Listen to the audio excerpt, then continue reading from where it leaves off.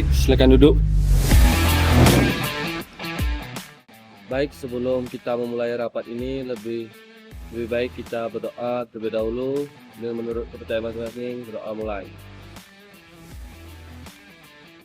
Doa selesai. Selamat siang semuanya. Hari ini kita akan membahas dua hal penting. Pertama, kasus perusahaan Jaya Nusantara yang menghentikan kerjasama iklan setelah kita memberitakan pelanggaran mereka. Kedua, terkait pemotongan anggaran daerah hingga 30% dan dampaknya. Saya harap semua bisa memberi pandangan dari sisi masing-masing. Baik, untuk perusahaan PT Jaya Nusantara, kami sudah melakukan liputan sesuai prosedur. Data yang kami gunakan valid, narasumber jelas, dan kami juga memberikan ruang klarifikasi dan pihak perusahaan. Apakah ada pelanggaran kode etik dalam pemberitaan itu? Tidak ada, berita sudah berimbang dan faktual. Dari sisi bisnis, kita kehilangan klien besar. Perusahaan PT Jaya Nusantara salah satu pemasang iklan tetap kita. Dampaknya cukup signifikan ke pemasukan bulan ini. Betul, tapi di sisi lain, berita itu justru meningkatkan trafik pembaca. Banyak yang menganggap media kita berani dan terpercaya. Tapi kalau semua pengiklan berpikir seperti itu, kita bisa kehilangan banyak klien. Media juga butuh uang untuk berjalan. Kalau kita mulai menahan berita demi mengiklan, itu berarti kita mengorbankan integritas. Publik bisa kehilangan kepercayaan.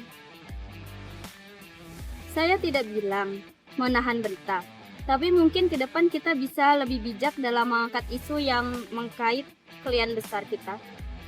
Bijak seperti apa? Kalau itu berarti menyensor fakta. Itu sudah melanggar prinsip jurnalistik. Mungkin yang dimaksud bukan menyensor, tapi cara penyajian. Misalnya tetap faktual, tapi tidak terkesan menyerang. Selama tidak mengubah fakta, itu masih bisa dipertimbangkan. Oke, baik, saya simpulkan. Kita tetap berpegang pada prinsip berita tidak boleh dipengaruhi oleh iklan, namun jika juga perlu menjaga komunikasi yang baik dan dengan klien. Jadi langkah kita ke depan bagaimana? Baik, kita akan satu, tetap mempertahankan berita. Dua, mencari berita baru. Tiga, membuka komunikasi profesional dengan perusahaan PT Jaya Nusantara tanpa menghambar prinsip. Dan dari sisi digital, kita bisa memanfaatkan momentum ini untuk membangun branding sebagai media yang kredibel. Oh, setuju. Kita lanjut ke topik kedua. Baik, untuk topik yang kedua yaitu tentang pemotongan anggaran daerah. Berdasarkan data yang kami kumpulkan, terjadi pemotongan anggaran daerah hingga sekitar 30% akibat defisit anggaran. Misalnya anggaran awal 100 miliar, maka dipotong 30 miliar dan tersisa 70 miliar. Apa dampaknya di lapangan? Dampaknya yang cukup besar. Yang pertama, yaitu program pembangunan terhambat. Yang kedua, anggaran pendidikan dan kesehatan bisa berkurang. Yang ketiga, beberapa daerah mempertimbangkan kenaikan pajak. Topik ini cukup sensitif, tapi juga punya potensi besar untuk menarik perhatian publik. Banyak masyarakat terdampak langsung. Kita juga harus hati-hati. Berita seperti ini bisa dianggap menyudutkan pemerintah. Dan itu bisa berdampak ke kerjasama ke depannya.